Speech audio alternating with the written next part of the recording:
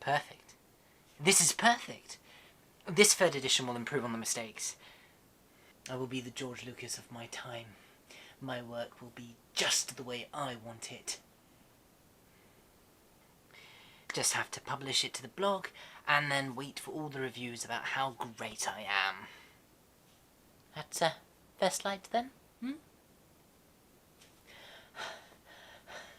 God, this is hot.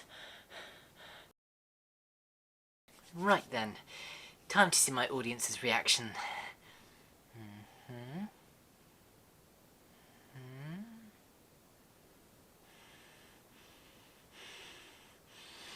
What? They dare tell me it isn't an improvement? Fools! I'll show them. I'll take away their precious first and second versions. See how they like that.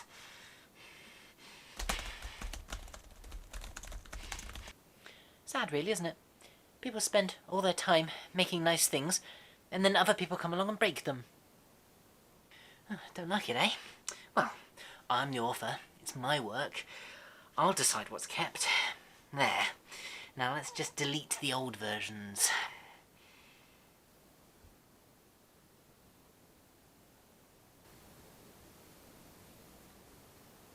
Do I have the right? Perhaps things would be better if my old version still existed.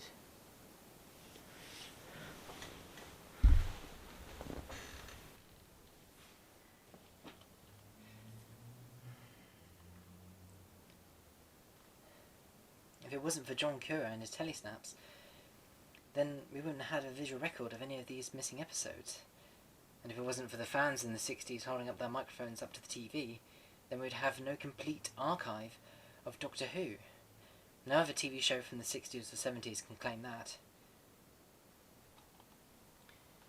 Two sides of the same coin. John Cura preserved these shows for profit. He would sell them to directors and to actors. There was no VHS tapes back then. But fans recorded the audio because they wanted to experience the show again, because they loved the show.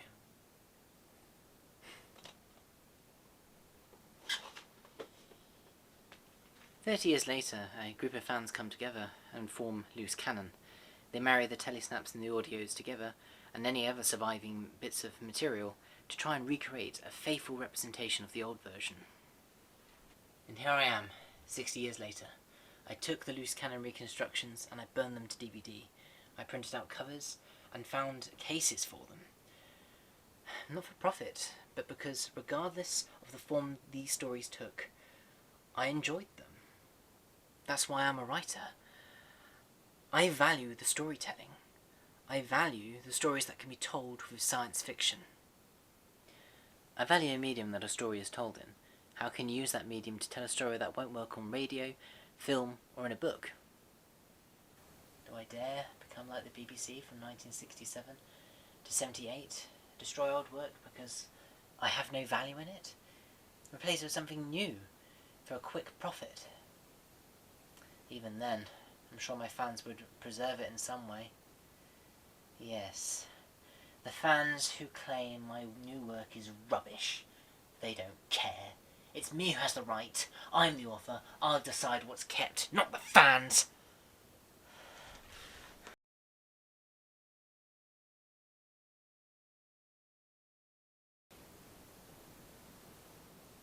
Yes, to hold such power in my finger, to know whether or not my work existed or not was my choice, to know that the tiny pressure of my finger, enough to click the touchpad, would end everything.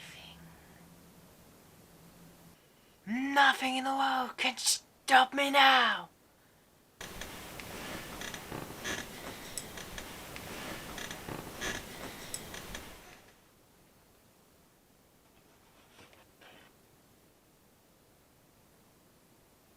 land of fiction? Ah!